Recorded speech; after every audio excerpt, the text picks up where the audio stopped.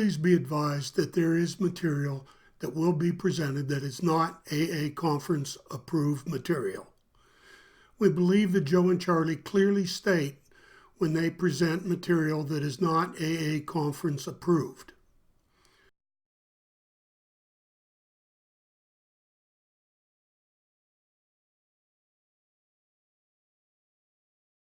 The message which can interest and hold these alcoholic people must have depth and weight. That's what we're trying to say here tonight. Okay, now remember, when they got ready to write the book, the purpose of writing the book was to be able to do in writing what they were doing on what they called a visit. Today we call it a 12-step call. Then they called it a visit. There wasn't any 12-step thing. And they said that when we write this book, the book is to do the same thing through the written word that we're doing on a one-on-one visit. We're supposed to talk about the problem. We're supposed to talk about the solution. And then we're supposed to talk about the program of action necessary to find that solution. So when they laid the book out, they laid it out in just exactly that same sequence. Let's go to the table of contents for just a few minutes. You know, when I first got sober, I was in the printing business, and I published books like this one time when I owned a printing company. I knew the nomenclature of a book. I knew that they had purposes and goals about them. And I never dreamed that this book had a purpose or a goal about it. The way I figured was a bunch of old alcoholics wrote it, so what would they know about that? But as I've read and studied the big book, I see they knew an awful lot about that. These chapters are laid out in a certain sequence to bring about certain ideas. And once we can see this, how it's laid out, it helps us to open up this book. For instance, the first goal of this book, and a textbook has goals in it. By the way, you have a picture that corresponds with whatever we put up here on the screen. So you've got one there in your handout material too. The first goal in this book is to tell us what the problem is. And they're going to use the doctor's opinion and Bill's story to tell us what the problem is. The second goal of this book is going to tell us what the solution is. And they're using chapter 2, there is a solution. They'll tell us some more about alcoholism, but we don't accept that solution that was involved. They tell us a little bit more about alcoholism, more about what would happen to us unless we accept the solution that they described. They knew that we were going to have trouble with this solution as they did. So they wrote a little chapter called We Agnostics. All of us, most of all of us, have problem with a God of our understanding. The chapter We Agnostic, and the word agnostic means something to me. Gnostic means knowledge. You put the ag in front of any word, it means without.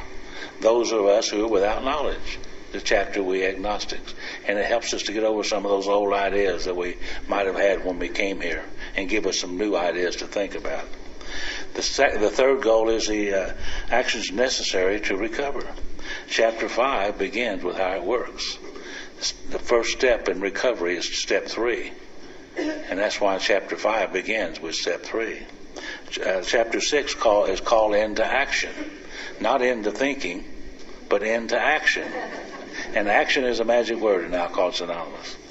And then once we've had this experience and recovered from alcoholism, it tells us in chapter 7 some more about how to work with other people, working with others. It's quite easy to see as you look at that table of contents in front of you that the layout of the book is exactly the same as what they were doing on a visit. The first thing they did when they went out on a visit was talk about the physical craving of the body, the obsession of the mind, making sure that the new person understood what the problem really is. They did the same thing in the big book. They used the doctor's opinion and Bill's story. You'll find a little of it in chapter 2, some in chapter 3, but most of it in the doctor's opinion and Bill's story to be able to see what the problem really is. And we could boil the problem down to one word if we wanted to. The problem is that we are powerless. We're powerless because of that physical craving and that obsession of the mind. So really there we're talking about step 1. That's what step 1 is involved with, the fact that we're powerless over alcohol. Now if we're powerless, then obviously the answer is going to lie within power. So we find chapter 2, 3, and 4 talks about this power greater than human power, talks about this spiritual experience necessary to have that or to find that power, talks about being restored to sanity from the finding of that power. Step 2 deals with power. We came to believe that a power greater than ourselves could restore us to sanity. So all the information we need for step 2 is in chapter 2, 3, and 4. Now, if we know we're powerless, if we know the answer lies within power, well, the next thing we need to know is how do you find that power? And in chapters 5, 6, and 7, how it works into action working with others, that's all that talks about. The action necessary to find that power. And there we find steps 3 through 12 in those 3 chapters. Now, people today, when you talk about a step study, they always are referring to the 12 and 12. But if you're studying the big book, you're in a step study right there, because that's all the big book is. A series of chapters that gives us the information in the proper sequence for each one of these steps. When we saw that, this book became a very fascinating book then. To be able to read it and go from chapter to chapter and chapter and see how one dovetails and ties in with the next. To go from paragraph to paragraph to paragraph to see how each one dovetails and ties in with the next, it becomes a very fascinating book when you begin to read it as being written in the sequence to convey these 3 simple little ideas. Absolutely fascinating. Took it on down to one little sentence in the book and how it carries you on to the next sentence in the book and the next sentence. Sometimes key words are very, very important in this book. We've studied this book and it's opened up this book to us. Thank God this book has got the instructions in how to work the steps. The only book in Alcoholics Anonymous that has instructions that tells us how to work the steps. The 12 and 12, which I love, is a series of short stories, essays they call them, about the steps. So give us more information so we can better apply the steps as we see them in the big book of Alcoholics Anonymous. Thank God for that. Let's go over to the preface for just a moment. Roman numeral 11. Let's go to the second paragraph. There's a couple ideas here we'll look at. It's because this book has become the basic text for our society and has helped such large numbers of alcoholic men and women to recovery, there exists a sentiment against any radical changes being made in it. Therefore, the first portion of this volume describing the AA recovery program has been left untouched in the course of revisions made for the second and the third edition, and now the fourth edition. The section called The Doctor's Opinion has been kept intact, just as it was originally written in 1939 by the late Dr. William D. Silkworth, our society's great medical benefactor. First idea, we see the words basic text. I think we're alerted to the type book we have in front of us. You know, all of us know what a textbook is. Some of us remember textbooks with fondness, and some remember them with aversion. Time I read about the textbook, it makes me want to cheat for some reason. I don't know why that is. We remember how we had to use textbooks in school, and we had to study, and we had to take tests and all that stuff that so many of us hated doing. But if you look at the idea of a textbook in its simplest form, all a textbook is, it's a way to transfer information from the mind of one human being or a group of human beings through the written word to the mind of another human being, thereby increasing the knowledge of the user of the book. And that's all a textbook is for. A textbook is usually written in a certain sequence. It usually starts with very simple information. Then as the knowledge of the reader increases, the information presented becomes more difficult too. We're all familiar with the textbook on mathematics.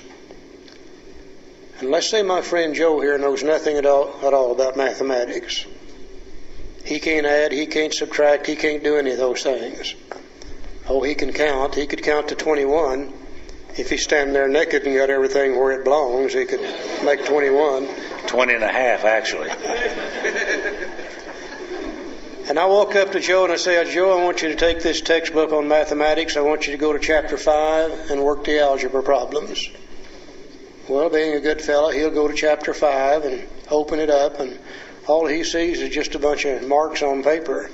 He has no idea how to work algebra problems. But if I say, Joe, this textbook on mathematics, chapter 1 deals with the value of numbers, addition and subtraction. And if you'll take it and study it and read it and ask questions and let me help you, by the time you're through with chapter 1, you'll know how to add and subtract. And sure enough, he learns how to do that. And I say, now that you know how to add and subtract, you can go to chapter 2 and you can learn how to multiply and divide. And he does that. And then I say, now you can go to chapter 3 and you can learn fractions and decimals. Gradually, we prepare his mind through the first 4 chapters for the algebra problems that he'll be presented with in chapter 5. I think one of the greatest mistakes I see being made in AA today. A newcomer comes in the door, somebody hands him a copy of the big book and says, go to chapter 5 and do what it says and you'll be okay. And the newcomer goes to chapter 5 and suddenly he's presented with a series of algebra problems. Step 1 said we admitted we were powerless over alcohol, our lives had become unmanageable.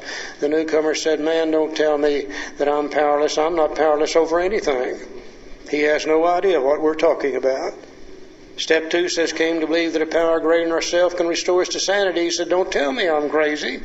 Yeah, I do stupid things when I'm drunk, but when I'm sober, I'm much like other people. He has no idea what we're talking about. Well, if you're not powerless and you're not nuts, then you don't need to be looking at the idea of turning your will and your life over to the care of something you don't understand in the first place. We present them with an impossible situation. If we can do nothing else all weekend, I hope we're going to be able to see the value of the doctor's opinion in the first 4 chapters. They prepare us for chapter 5. You see, chapter 5 starts with step 3. And it's hard to start with step 3 unless you got 1 and 2 behind you. And you don't get 1 and 2 behind you unless you know what's in the doctor's opinion in the first 4 chapters. Absolutely amazing. Standard textbook procedure. Blows my mind every time I look at it. The second thing that is so important, there exists a sentiment against any radical changes being made in it. Therefore, the first portion of this volume describing the AA recovery program has been left untouched in the course of revisions right for both the second and the third, and today we can say in the 4th edition. You know, in 1955, the Fellowship of Alcoholics Anonymous was changing. More and more women coming in. Bottom was coming up. Age was coming down. And the stories in the back of the book, which are there for the newcomer to identify with, they said they no longer represent AA as of 1955. They said we need to rewrite this book and change those stories. And they did that and changed the stories in the back of the book, took some out, put some more in, but they left the recovery section exactly the same. They did the same thing in 1976. They did the same thing just a couple years ago for the 4th edition. But the actual recovery portion has never been changed. I think it's so important that the newcomer today understands that what they're reading in the 4th edition of the Big Book Alcoholics Anonymous is exactly what's in the 1st edition of the Big Book Alcoholics Anonymous. It has worked so well for so many people. We have never collectively found it necessary to change the recovery section. I think that's the greatest miracle, especially in AA today. Let's go to Roman numeral page 13, please. The forward to the 1st edition. And it says we, and that's the biggest word in Alcoholics Anonymous. We can do what I cannot do. I can tell you one thing, this would be a lousy meeting if Charlie and I was the only one here tonight. We need each other. We need you, and thank God you're here. We of Alcoholics Anonymous are more than 100 men and women who have recovered from a seemingly hopeless state of mind and body. To show other alcoholics precisely how we have recovered is the main purpose of this book. you see there's a little italic says precisely how we have recovered. And when you see italic in this book, it's important. It's important to reread and see what he had to say. Charlie calls it squiggly writing, but it's really italic. Keep that in mind. Squiggly writing sounds better. Yeah. And he's used the words precisely. Also in this book, he used words specifically, exactly, and clear-cut directions. So this is a book that doesn't tell us just about how to recover. It tells us precisely, specifically, exactly, with clear-cut directions on how to recover. And guess what? If I want to recover like the first 100 did, I have to do precisely, specifically, exactly as they did, or I might not recover. I might stay here for a while and go back out there and drink again, unless I do these things precisely the way they've described us to do it. I think there's a couple ideas here to look at also. When it says we of Alcoholics Anonymous are more than 100 men and women, that alerts me to the type book I've got in front of me. You know, most of the books that I read have been written by one author. And when I read a one-author book and I see something in there that I don't agree with, I simply say to myself, well, who in the hell are they to think they're smarter than I am? And I just ignore it. But if I do that with the big book Alcoholics Anonymous, I've got to realize I'm not arguing with one human being here. The first 40 told Bill, they said, Bill, we want you to write the book. You know more about it than any of the rest of us do. And you've been sober longer than anybody else, and that was just a little over 3 years at that time. But they said it's not to be your book, it's to be our book. And as you write the chapters, we want to see them. And we will add to, delete from, change around, whatever we think's necessary. When we're through with it, it'll be the collective knowledge, experience, and wisdom of all 40 of us, not just one person. Well, by the time the book was published, there was 100 of them. So if I'm going to argue with what's in this book today, I've got to realize that I'm not arguing with just one person. I'm arguing with 100 people. And I'm arguing with 100 people who have recovered from the same thing that's killing me as a practicing alcoholic, the illness known as alcoholism, which brings up the word recovered. And we hear fights. We hear people fighting about this all over the country. Can you really recover from alcoholism? Well, I hope we can. If we can't, we're in bad shape. You know, before I came to AA, I lived in a hopeless condition of body and mind. I couldn't drink without getting drunk. And I couldn't live without drinking. And I damn near destroyed myself. I came to AA and I worked this program. And I don't live in that condition any longer. I still can't drink without getting drunk. But I don't have to drink anymore. I have recovered from a hopeless condition of mind and body known as alcoholism. I'll always be alcoholic, but I have recovered from alcoholism. And our book talks about recovered all the way through this book. It's something we really can recover from that condition. The other thing that's so important is to show other alcoholics precisely how we have recovered is the main purpose of this book. You know, it's kind of like making cake. We go to a good AA potluck meeting, and somebody's got a strawberry cake there, and that happens to be my favorite. You know, if you ever make me one, make it strawberry. That's what I like. And I bite into that strawberry cake, and man, it's just perfect. The texture is just perfect. The moisture content is just perfect. The taste is just perfect. And I say, who made this cake? And you being a good cook, you'll say, well, I made it. I say, great, would you tell me how you did it? And you say, yeah, I'll be glad to. And you sit down and you write out for me a precise set of directions on how to make that cake. You tell me the ingredients to put in it, the quantity of the ingredients to put in it, the sequence in which to make them together, the temperature at which to bake it, everything I need to know to bake that cake. Now I take your directions in my kitchen, and if I follow them precisely as you've laid them out, When that thing comes out of the oven and cools off and I bite into it, I think I can expect it to taste exactly like your cake tasted. But if I take your directions in my kitchen and my keen intellectual alcoholic mind begins to work, I may say, well, I don't think 3 cups of sugar is right. Surely it ought to have 4 cups. It needs 8 eggs, not 6.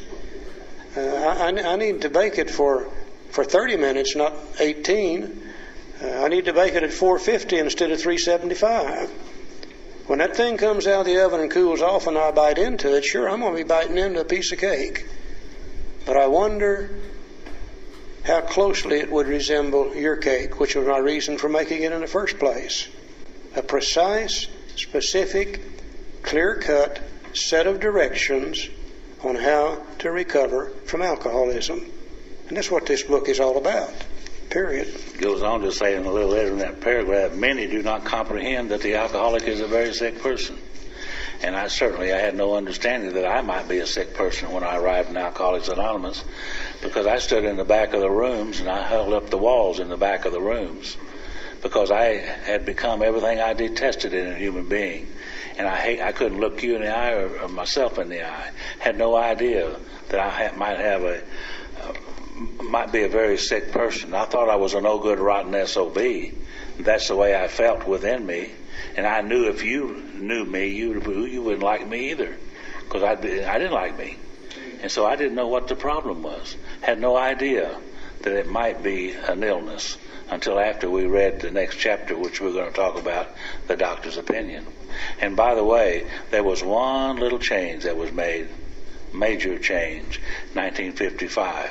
If you come up and look at this book, you'll see that the doctor's opinion is on page 1 of this book. 1955, we don't know why or who authorized it. Certainly wasn't the General Conference. Nothing was ever printed in it, but they changed the doctor's opinion and put it back in the Roman numeral sections in the book. And you all know that alcoholics don't read Roman numeral sections, do we? Skip right over those babies, don't we? So they put the doctor's opinion into the Roman numeral section, put Bill's story on page 1. And we forgot about the doctor's opinion for a long time. Because the doctor's opinion is probably one of the most important chapters in this book. It tells me precisely what's wrong with me, explains it to me. And you remember Bill, on 3 different occasions, was in the town's hospital with Bill. And on each time, Bill explained to him what he thought his opinion of Bill was. He began to talk to Bill about the allergy of the body and the obsession of the mind. Bill began to understand about the illness of alcoholism. He presented that to Dr. Bob, and Dr. Bob accepted that. They presented that to Bill Dotson, and Bill Dotson accepted that. And the first 100 men and women were quite well aware of the doctor's opinion. But somewhere along the line, we put it away. And the truth of the matter is, the rest of the book, beginning with Bill's story, and the rest of the book is going to tell us how to recover from the condition of the body and mind that the doctor's opinion told us about. And I know today that we can't solve any problem in this world, no matter what it is, unless we understand what is the problem. And the doctor's opinion tells us what is the problem. The rest of the book tells us how to recover from that problem. Alcoholism is not anything new to mankind. We've had alcoholism with us as far back as mankind goes, humankind goes. If you go back into all the old history things, you always find references to those who drank too much, to the drunkard, to the alcoholic, to etc. You know, one of the oldest pieces of recorded history we have is the Bible. And you find many references to alcoholism in the Bible. There was a fellow named Solomon. I think Solomon was the guy that wrote the Proverbs in the Bible. And you remember Solomon was a very, very learned individual. When people had a problem, they would go to Solomon, and he normally had the wisdom to solve it. The first social worker the world has ever seen was a guy named Solomon. And apparently somebody asked Solomon about us one time. Solomon says, who has woe? Who has sorrow? Who has redness of eyes? Who has wounds without cause? Those that tarry long at the wine. Everybody was a wino in those days. They didn't have the hard stuff that we've got now. And he went ahead to describe us. He said that you will be as one who sleepeth in the midst of the sea. Remember how you used to go to bed at night and that old bed start moving around on you? Or sleepeth at the top of a tall mast. He surely knew some of us fellows. He said, and thine eyes shall behold strange women, and thy heart shall utter perverse things. Yeah, like, trust me, honey. Please trust me. And he said, you shall awaken and find that you have been beaten and you felt it not. Remember how you used to get up in the morning, God, you got those bruises all over you. Don't know how you got them. But then he said the most profound thing of all. He said, they shall arise in the morning and seek it yet again. Almost a perfect description of alcoholism as we know it today. He could describe it, but he couldn't answer it either. He didn't know what it was. Throughout history, people have been trying to figure that out. There was a doctor in England named Dr. Trotter some 400 years ago. And Dr. Trotter described alcoholism as an illness, but he couldn't say what it really is and why it's an illness. There was a fellow in the United States, a signer of our Declaration of Independence, named Dr. Benjamin Rush. And Dr. Rush wrote a paper on the illness of alcoholism, describing we alcoholics in great detail. But he didn't know what caused it. Nobody knew what caused it.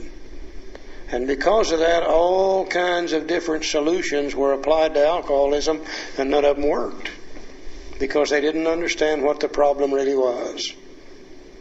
And it's only when Dr. Silkworth came along and began to talk about alcoholism as an illness that the world began to understand what the problem really is.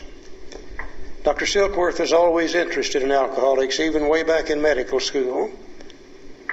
Dr. Silkworth, when he first got out of medical school, worked with alcoholics as much as he could. But back in the time we're talking about, in the early 1900s, it was hard, difficult to work with alcoholics. Doctors never did really like to work with us. They still don't today, really. They say we won't tell them the truth, and we sure don't. We lie to them all the time. And they say that we'll never do what they tell us to do, and we sure as hell don't do that. And they said the main reason we don't like to work with them is they don't pay their bills, and we sure as hell don't, when we're alcoholic. But Silky loved us. For some reason, strange reason, Silky loved us. Always tried to work with alcoholics.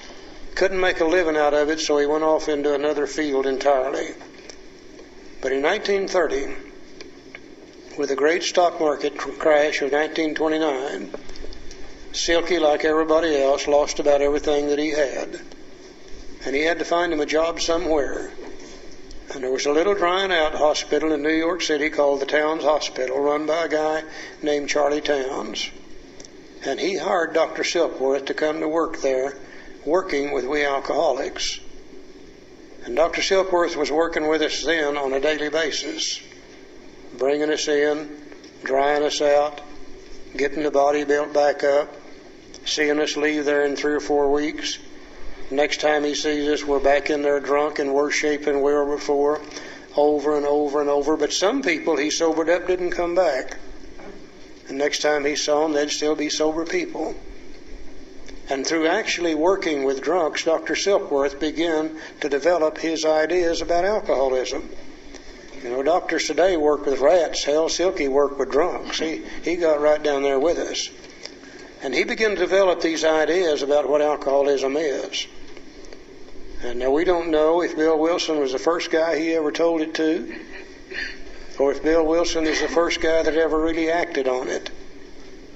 But he sat down with Bill, and he talked to Bill about this thing in the body this physical craving. He said, now, Bill, this doesn't happen to everybody.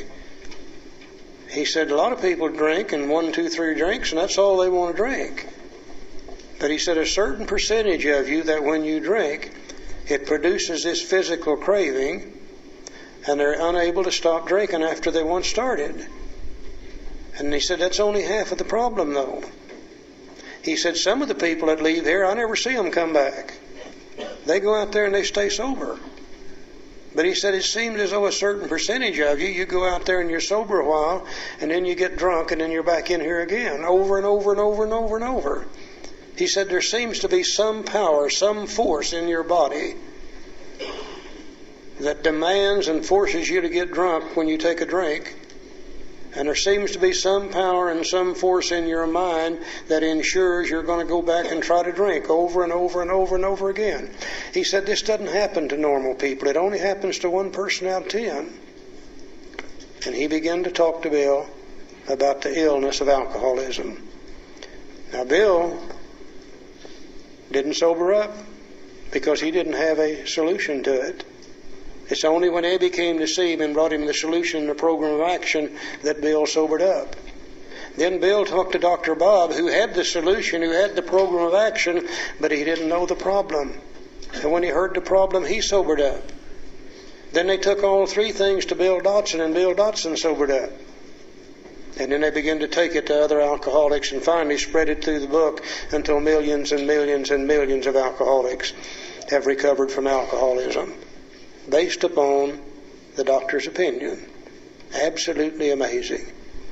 And when they got ready to write the big book, they went back to Dr. Silkworth and said, Doctor, this information that you've given to us about the problem is so important, has such depth and such weight, we would like to put it in this book. Will you give us the permission to use it? And will you write some of it yourself? Now, this is about 1937 and 38, and the doctor said, well, sure, you can use it. And he said, yes, I'll write part of it. But he said, for God's sake, don't tell them my name. He said, hell, they'll throw me clear out of the medical profession if I do that. That's heresy to most doctors. He said, just call it the doctor's opinion. And that's what they put in the big book. And for the first 16 printings, the first edition, it was the doctor's opinion, -- in 1955. The American Medical Association, the American Psychiatric Association recognized alcoholism as an illness. And when they came out with the second edition of the book, Dr. Silkworth said, you can put my name in it now. And it was Dr. Silkworth from then on, see. Let's look at the doctor's opinion for a few minutes here this evening. Let's see what the problem of alcoholism really, really is. Let's see if it has anything to do with willpower, moral character, or sin. Let's go to Roman numeral page 24 in the 3rd edition and Roman numeral page 26 in the 4th edition.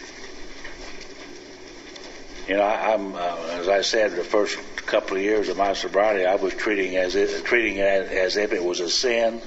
Of course, I don't like to talk about sins then, for sure. Don't care much about it today. I thought it might be a problem of willpower. I thought it might be a problem of moral character. Certainly, I was a person of low moral character at that time, and that's what I was trying to treat it as. And I was in a meeting with Charlie here way back when, and Charlie said it's not a matter of sin. It's not a matter of willpower or lack of willpower. It's not a matter of moral character. And my first thought was, well, if it's not any of those things, then what is it? And that's what I needed to know. And this is the information that set me free, the information coming from the doctor's opinion. And it goes on to say here, it said, the physician who at our request gave us this letter has been kind enough to enlarge upon his views in another statement which follows. In this statement, he confirms what we who have suffered alcoholic torture must believe. Now, there's no must in the fellowship of Alcoholics Anonymous that I'm aware of. Nobody can tell somebody else what they must do. Oh, one guy, Gus, he tells them what they must do. Don't they, guys? But no one can really tell us what we must do.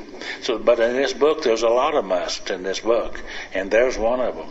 We must believe that the body of the alcoholic is quite as abnormal as his mind. Now, this is the first time we can find anywhere in written history a reference to the fact that the body is quite as abnormal as the mind. Everything else always referred to the mind: weak will, moral character, sin, and etc. But here we see a statement that says the body is affected also. I think he's telling us two things. The body is quite as abnormal as the mind. I think he's telling that the body reacts to it abnormally. And I think he's telling us also that the mind reacts to it abnormally. And we're going to talk about these both abnormal reactions before we're through. But first, let's look at the abnormal reaction of the body.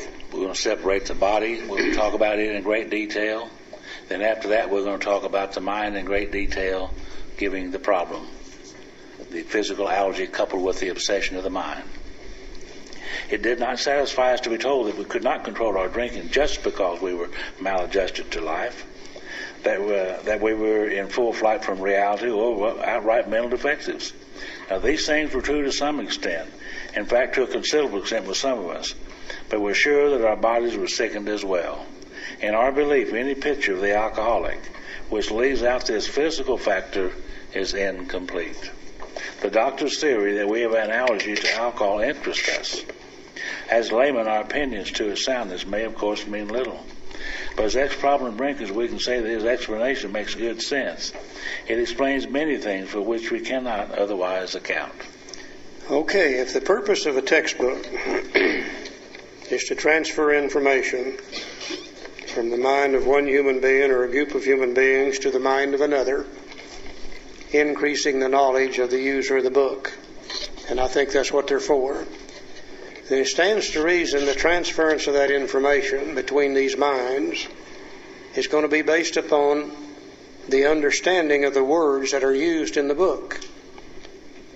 If the writer of the book uses a certain word and has a certain understanding of it, the reader of the book reads that word and has a different understanding of it, then the information that comes through is going to be garbled and incomplete information. And I think one of the most misunderstood words in the big book Alcoholics Anonymous has been this word allergy. Nearly everybody that comes to AA has difficulty with this word. I know I did.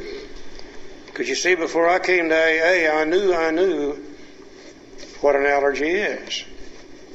And I knew if you were allergic to something and you got around it and you ate it or you drank it, that there would be some physical indicator or some physical manifestation of that allergy. For instance, if you're allergic to strawberries and you eat them, you break out in a rash. The rash is the physical manifestation of that allergy. If you're allergic to milk and you drink it, you normally have a bad case of dysentery. The dysentery being the manifestation of that allergy. If you're allergic to ragweed, certain plants, you get around them, your eyes itch, your nose itch, they water and you begin to sneeze. The itchy, watery eyes, the sneezing, those are the physical manifestations of that allergy. So I knew if you were allergic to something, there would be some physical manifestation that you could see. So I come to AA and they said, Charlie, you're allergic to alcohol. You'll never be able to safely drink it again. And I said, now how in the hell can I be allergic to alcohol? I'm drinking a quart a day. How can you possibly drink that much of something you're allergic to? And I said, besides that, when I drink alcohol, I don't break out in a rash. I don't have a bad case of dysentery. Once in a while I might, depending on what I've been drinking, but usually I didn't. Nor did it make my eyes, nose itch, water, and sneeze. And I said, I don't understand what you're talking about. You need to explain that to me. And they said, well, you don't need to understand. All you need to know is you can't drink it. And I went from person to person to person to person in AA, trying to get somebody to explain to me the allergy of alcoholism. How am I allergic to alcohol? And the answer always was, what the hell difference does it make? You know you can't drink it, so just don't drink it. Oh, forget the damned allergy thing. Just keep coming to the meetings and you'll be okay. Now today I think I know why they told me that. I don't think they understood it a bit better than I understood it, period. Now if you get a question like that dangling out here in front of you, and you've got a keen intellectual alcoholic mind like I've got, eventually if you don't get an answer to it, it's going to drive you completely crazy. So one day, in complete sheer desperation, I went to a source of information that has never failed me since that time. I went to a Webster's dictionary and I looked up the word allergy. And I found several definitions for it, the same as you do with any word, depending on how it's used. But I found the one that fits me exactly. It said an allergy is an abnormal reaction to any food, beverage, or substance of any kind. An abnormal reaction. So I began to look back through my drinking career to see where I was abnormal. And to my amazement, I didn't know what was normal and what was abnormal. The only thing I knew about drinking alcohol is the way I drank it. And the way people drank it who drank with me, and if they didn't drink like I did, we didn't drink together. So in order for me to find out what's normal, so I can see if I'm abnormal, I got to go to the normal, social, temperate, moderate drinkers. Those that drink alcohol, they don't ever get drunk, they don't ever get in trouble with it. They just have a drink or two and enjoy it. And I asked them to describe to me, how do you feel whenever you take a drink of alcohol? And the answer was usually something like this. They say, well, we come home from work and tired, tense, and wrought up from the day's work. And we have a drink or two before dinner, and we get kind of a relaxing feeling. And we go ahead and have dinner, and then we don't drink anymore that night. Well, now I don't feel that way when I drink alcohol. You know, when I take a drink of alcohol, as it passes my lips begin to tingle. And it hits my teeth, and they kind of chatter up and down. And it strikes my tongue, and I can feel my tongue begin to grow and expand and swell. And it hits my cheeks, and they kind of flutter in and out. And I can feel it passing through my sinus cavities into my forehead, and I begin to get a feeling in my forehead which is absolutely indescribably wonderful. And I hadn't even swallowed the damn stuff yet. I just got it in my mouth. And when I swallow it, you know what happens, the same as I know. As I swallow it and it goes down through my esophagus, great things begin to happen. Oh, I feel my chest begin to grow and expand and get bigger and bigger. Hits my stomach and just literally explodes like a bomb. I feel it immediately racing through my arms, and they get longer and longer, and it hits my hands and fingers, and they begin to tingle and vibrate. At the same time, it's racing through my arms, it's racing through my legs. They're getting longer and longer. I'm getting taller and taller, and it hits my feet and toes, and they get a hot, intense, burning, exciting, get up and go somewhere and do something feeling. I don't understand a comfortable, relaxing feeling when you have a drink of alcohol.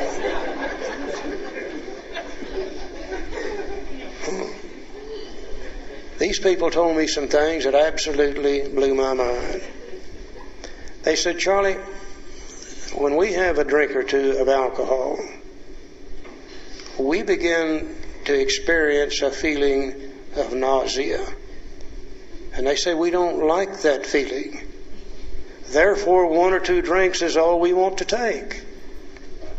Today I realize that alcohol is a toxic substance. You put it in the body, and the body and mind senses what it is. And the body and mind together are supposed to say, let's puke this up and get it out of here before it kills us. That's the normal reaction to alcohol. They have one or two drinks, and that's all they want to drink. I have one or two drinks. Instead of my body reacting with nausea, my body reacts with this intense physical craving for more of the same. Their body says, puke it up. Mine says, put some more in. I react to it entirely different physically than a normal drinker does.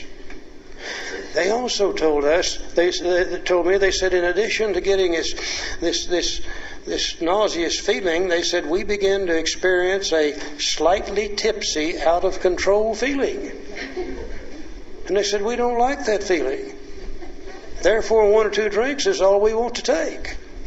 My God, how many times have you tried them to get ready? I say, oh, no, I feel it already. It's making me dizzy. I don't want any more. That's how you're supposed to react to alcohol. When it goes into the body, it goes immediately into the bloodstream, immediately to the brain. And for a normal drinker, it is a depressant. It's a downer. It sedates the brain. But it doesn't do that for me. When I put it in my body, it goes into my brain. Instead of me getting a slightly tipsy, out of control feeling, I get a very, very exciting, in control feeling. For me, it's an upper. For me, it's a stimulant. For them, it's a downer. I react to it entirely different, not only physically, but also mentally. They have 2 drinks and they want to go to bed. I have 2 drinks and by God, I want to go to town. An entirely different reaction to alcohol than a normal social drinker has. Now, the only difference between normal and abnormal is what do the majority of the people do. If 9 of them react with that beginnings of a nauseous feeling, that slightly tipsy, out of control feeling, if 9 of them react that way, and if 1 of them reacts the way I do, then my reaction is considered to be abnormal to alcohol. Therefore, I have become allergic to alcohol. You can't see it. You can only feel it. And only alcoholics feel it. Non-alcoholics never experience that physical craving. Non-alcoholics never experience that exciting, stimulating feeling that alcohol gives to we alcoholics. That's why they can't understand us any more than I can understand them. God, I just love to watch them in airplanes. You got them close in an airplane. You can see them closely. And a flight attendant will come along with a little drink tray, and this guy sits over here, and he orders maybe a shot of whiskey. It comes in a little bottle about that big. $4. $4, not a drink in it, just a little bit of a drink. And he gets him some 7-Up, and he takes the top off of that little bottle, and he pours it in that 7-Up, and puts the cap back on, and he picks up a stick, and he goes through what they call the stirring ceremony. He sits there and he stirs and he stirs and he stirs and he stirs, and I'm sitting there watching him. I'm saying, drink the damn stuff. What the hell are you doing? Drink it. And you know what he does when he gets through stirring? He lays his stick down and he picks up the paper and starts reading a piece of paper over here. And maybe he'll take a little sip out of that drink, and after a while he'll take another little sip out of that drink. And sometimes a flight attendant comes by and says, sir, we're getting ready to land. Do you want to finish your drink? And he said, no, I've had all I want. And he gives half of it back to her. Now they call that normal drinking. I call that alcohol abuse.